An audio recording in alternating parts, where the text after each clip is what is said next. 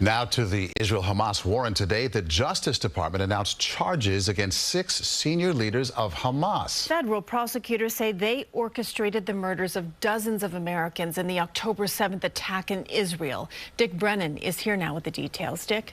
Well, Christine and Maurice, in the indictment, U.S. officials say at least 43 American citizens were among the approximately 1,200 people killed in the October 7th terror attacks. But this indictment is sweeping, covering crimes that go back to the 1990s. Federal prosecutors say they're holding the masterminds of the October 7th attacks criminally responsible for the deaths of dozens of Americans. And now senior Hamas leaders are facing charges for financing and directing a decades-long campaign to murder American citizens and endanger the security of the United States. This comes after word this weekend that Hamas executed 6 hostages, including Israeli-American Hirsch Goldberg Poland. His mother spoke at his funeral. For 23 years, I was privileged to have the most stunning honor to be Hirsch's mama. I'll take it and say thank you.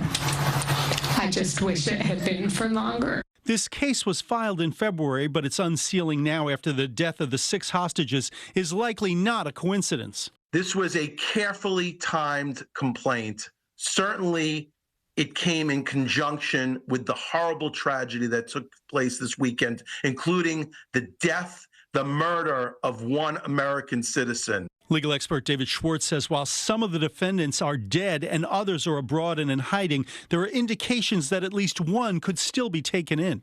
As I read this complaint, and you have to read between the lines, I believe the Southern District is fairly confident they are going to bring at least one of these defendants to justice. In Israel tonight, thousands took to the streets demanding a ceasefire, and the family of 22-year-old Omer Nutra, an Israeli-American and Long Island native still being held, believes the protests could spur renewed action, leading to the release of their son. We're just hoping that this outrage that we see in Israel is going to affect the government and Bibi Netanyahu himself to reach that so desired deal and get the hostages back. As we know, this is urgent.